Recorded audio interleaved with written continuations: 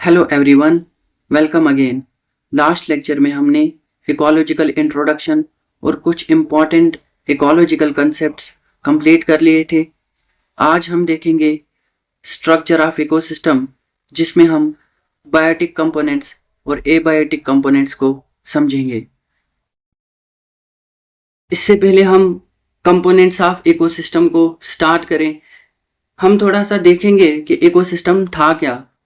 जैसा कि मैंने बताया था आपको, इकोसिस्टम फंक्शनल यूनिट है नेचर का, जहाँ पे लिविंग ऑर्गेनिजम्स जो कि बायोटिक कंपोनेंट्स होते हैं इंटरेक्ट करते हैं एक दूसरे के साथ, and also with the abiotic components जो कि नॉन लिविंग कंपोनेंट्स होते हैं लाइक टेम्परेचर, सॉइल, वाटर। और इन एबायोटिक कंपोनेंट्स का क्या अफेक्ट होता है ऑन द लिविंग ऑर्गेनिज्म, यही था इकोसिस्टम। अब इकोलॉजी मैंने बताया था, इसी इकोसिस्टम की स्टडी को हम इकोलॉजी बोलते हैं। अब इकोसिस्टम की टर्म किसने दी है? एजी टांसले ने दी है। ये एक इम्पॉर्टेंट आपको याद रखना है कि इकोसिस्टम की टर्म एजी टांसले ने दी है। अब इसके बाद इकोसिस्टम के दो ब्रांचेस हैं, terrestrial, aquatic. Terrestrial like forest, grasslands, deserts, और एक्वेटिक में लाइक पोन्ड्स, लेक्स, वेटलैंड्स। अब एक्वेटिक इकोसिस्टम की एक इम्पॉर्टेंट क्लासिफिकेशन है based on light and based on movement of water. अब इसमें based on light there are is littoral zones and limnetic zones. अब littoral zones क्या होते हैं? These are the shallow zones, मतलब इनकी ज़्यादा डेप्थ नहीं होती, इसीलिए लाइट जो है बॉटम तक पहुंचती है। फॉर एग्जाम्पल कोस्टल एरिया जहाँ पे मैनग्रोव्स और एल्गी पाए जाते हैं। लिम्नेटिक जोन ये डीपर पार्ट ऑफ ओशंस होते हैं। एक्वेटिक बॉडी की जो डेप्थ है वो ज़्यादा होती है, इसीलिए लाइट सिर्फ अपर लेयर्स में पहुंचती है, और स्विमिंग एनिमल जो हैं वो अपर लेयर्स में पाए जाते हैं। तो लिटोरल शैलो जोन्स हैं, इनकी ज़्यादा डेप्थ नहीं होती, इसलिए लाइट बॉटम तक पहुंचती है। लिम्नेटिक जोन्स ऐसे जोन्स होते हैं जो जहाँ पे डेप्थ ज़्यादा होती है एक्वेटिक बॉडी की, इसीलिए डीपर पार्ट्स में लाइट नहीं पहुंचती। Based on moment lentic aquatic body और लोटिक एक्वेटिक बॉडी होती है। लैंटिक मतलब स्टैग्नेंट वाटर होता है, यहाँ पे वाटर की मूवमेंट बिल्कुल भी नहीं होती, फॉर एग्जांपल लेक्स, पोन्ड्स। अब स्टैग्नेंट वाटर जब होगा तो वहाँ पे वेजिटेशन भी प्रेजेंट होगी। लोटिक वाटर बॉडी जिसमें फ्लोइंग वाटर्स होता है, फॉर एग्जांपल रिवर्स, और रिवर्स में आपको पता ही है कि वेजिटेशन बिल्कुल भी नहीं होती। अब हम अपना मेन टॉपिक करेंगे, that is the components of ecosystem. देखिए, सबसे पहले हम बायोटिक कंपोनेंट्स देखेंगे। बायोटिक कंपोनेंट्स क्या होता है? तो बायोटिक कंपोनेंट्स लिविंग कंपोनेंट्स होते हैं, जहाँ पे जो जितने भी लिविंग ऑर्गेनिजम्स हैं वो किस तरह से अरेंज हैं वो हम देखेंगे। देखो, सबसे पहले प्रोड्यूसर्स या फिर ऑटोट्रॉफ्स होते हैं। अब प्रोड्यूसर्स या ऑटोट्रॉफ्स ये ऐसे ऑर्गेनिजम्स होते हैं जो कि अपना खाना खुद तैयार करते हैं। अब पता ही आपको, प्लांट्स में एक इम्पॉर्टेंट प्रोसेस होता है फोटोसिंथेसिस का, जहाँ पे ये सोलर एनर्जी को यूज़ करके केमिकल एनर्जी में कन्वर्ट करते हैं और अपना खाना तैयार करते हैं। तो यही हो गए प्रोड्यूसर्स या फिर ऑटोट्रॉफ्स। अब दूसरे नंबर पर आते हैं कंज्यूमर्स या फिर हेटेरोट्रॉफ्स। अब ये क्या करते हैं? ये अपना खाना खुद तैयार नहीं करते, इसीलिए ये ऑटोट्रॉफ्स पे डिपेंड करते हैं फॉर देयर फूड। अब कंज्यूमर्स में सबसे पहले आता है प्राइमरी कंज्यूमर्स, जिनको हर्बीवर्स भी बोलते हैं। ये डायरेक्टली ऑटोट्रॉफ्स पे डिपेंड होते हैं फॉर द फूड।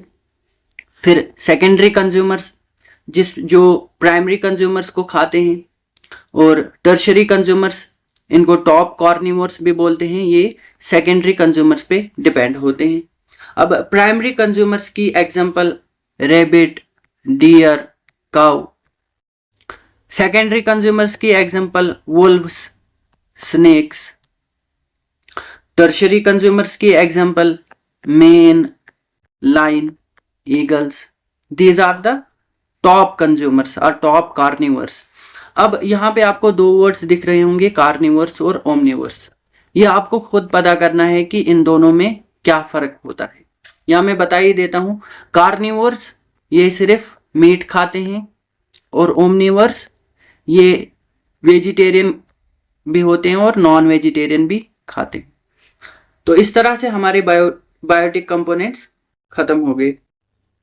अब हम एबायोटिक फैक्टर्स देखेंगे।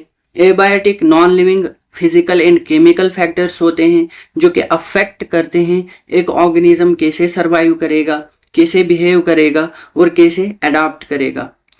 एबायोटिक फैक्टर्स में 4 मेजर फैक्टर्स हैं, temperature, water, light and soil. इसके बेसिस पे एडाप्टेशन जो मोड होता है ऑर्गेनिजम्स में वो हम देखेंगे और ये बहुत ज़्यादा इम्पॉर्टेंट भी है, आपके एग्जाम में आ सकता है। अब देखो, सबसे पहले हम टेम्परेचर की बात करें। अब आप अपनी एग्जांपल ले लो ह्यूमंस की।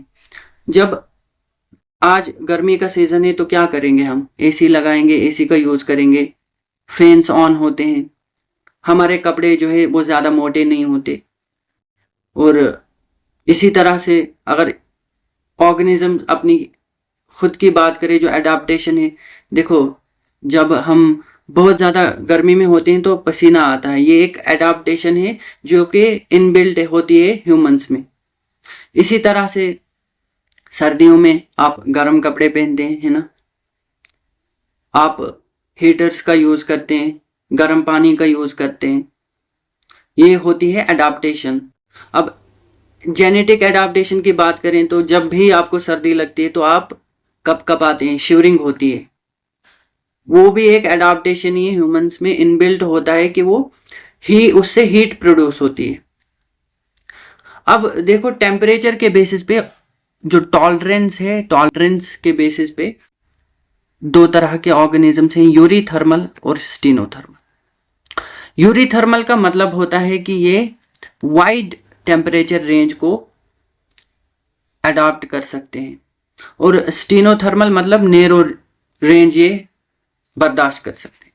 यूरीथर्मल फॉर एग्जांपल मैंने बताया humans, birds, mammals, these are eurythermal organism जो कि वाइड रेंज ऑफ टेम्परेचर में अडॉप्टेड होते हैं। स्टीनोथर्मल जो कि नैरो रेंज, मतलब एक ही टेम्परेचर में, या तो वो सर्दी में अडॉप्टेड होंगे या तो वो गर्मी में अडॉप्टेड होंगे। अब देखो, मैं आपको एक इंपॉर्टेंट एग्जांपल बताता हूँ। मैंगो ट्री, ये आपको कश्मीर में नहीं मिलेगा क्योंकि ये आपको गर्म इलाकों में ही मिलेगा, वहीं पर अडॉप्टेड है। इसी तरह से cold loving cryophilic organisms, for example penguins, salmon. Thermophilic जो कि हीट में, ज़्यादा हीट में पाए जाते हैं, लाइक कोरल रीफ्स, पाइथन्स। इनको अगर टेम्परेचर में ऊपर नीचे कर दिया तो ये वहां पे अडॉप्ट नहीं कर पाएंगे। अब देखो, हमारा second important abiotic factor light है। मैंने बताया था आपको, light ultimate source of energy है on the earth, which is very important for the photosynthesis. अब लाइट के बेसिस पे एक इंपॉर्टेंट आपको टर्म याद रखनी है, फोटो पीरियोडिज्म। फोटो पीरियोडिज्म क्या होता है? लाइट की variations in light intensity, duration, ये अफेक्ट करता है माइग्रेशन को और रिप्रोडक्टिव साइकिल्स को ऑफ ऑर्गेनिज्म। अब आपको पता ही है कि माइग्रेटरी बर्ड्स होती हैं या माइग्रेटरी जितने भी ऑर्गेनिजम्स हैं वो इसी लाइट के बेसिस पे अपना सर्कल चलाते हैं। ये हो गया फोटो पीरियोडिज्म। अब एक इससे भी ज़्यादा इंपॉर्टेंट एक टर्म है यहाँ पे, वर्नलाइजेशन। ये एग्जाम में पूछ सकता है।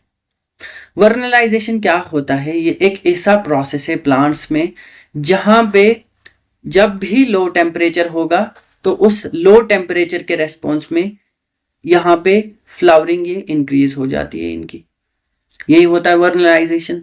अब एग्जाम में क्या देगा वो कि increased flowering in plants in response to high temperature. नहीं भाई, हाई टेम्परेचर नहीं है, it is increased flowering in plants in response to low temperatures. अब मैंने आपको बताया था कि डीप ओशंस में सनलाइट नहीं जाती, तो उनका सोर्स ऑफ एनर्जी क्या है? तो वहां पे फोटोसिंथेसिस की जगह एक इंपॉर्टेंट प्रोसेस होता है कीमोसिंथेसिस, जहां पे एनर्जी डिराइव होती है सल्फर कंपाउंड से। अब ये सल्फर कंपाउंड से रिलीज कहाँ से होते हैं? वहां पे डीप ओशंस में देयर आर हाइड्रोथर्मल वेंट्स और स्प्रिंग्स होते हैं जहां पे ये सल्फर कंपाउंड्स कंटिन्यूसली रिलीज होते हैं, और यही इन जो डीप ओशंस में ऑर्गेनिजम्स पाए जाते हैं इनका एक सोर्स ऑफ एनर्जी होता है। इसके बाद नेक्स्ट इंपॉर्टेंट जो कंपोनेंट है वो है वाटर। अब देखो, आप डिफरेंट जगह पे जाओगे, डिफरेंट एक्वेटिक बॉडीज देखोगे। हर एक एक्वेटिक बॉडी का अपना एक पीएच होता है, केमिकल कंपोजिशन होती है और salinity levels, that means salt concentration different होगा। इसी साल्ट कंसंट्रेशन की बेसिस पे ऑर्गेनिजम्स की दो क्लासेस हैं, यूरीहेलाइन और स्टीनोहेलाइन। सेम डेफिनेशन जैसे कि यूरीथर्मल था और स्टीनोथर्मल था। यूरीहेलाइन का मतलब होता है organisms wide range of salinity में पाए जाते हैं। दैट मीन्स वो अगर कम सैलिनिटी है वहां पे भी पाए जा सकते हैं, ज़्यादा सैलिनिटी है वहां पे भी पाए जा सकते हैं। स्टीनोहेलाइन ऑर्गेनिज्म जो हैं वो नेरो रेंज ऑफ सैलिनिटी के लिए अडॉप्टेड होते हैं। दैट मीन्स या तो वो कम सैलिनिटी में पाए जाएंगे या तो ज़्यादा सैलिनिटी में पाए जाएंगे, दोनों जगह नहीं हो सकते। यूरीहेलाइन ऑर्गेनिजम्स दोनों जगह हो सकते हैं, कम सैलिनिटी में भी और ज़्यादा सैलिनिटी में भी। स्टीनोहेलाइन या तो कम सैलिनिटी में होंगे या तो ज़्यादा सैलिनिटी में होंगे, यही इनका एडाप्टेशन मोड होता है।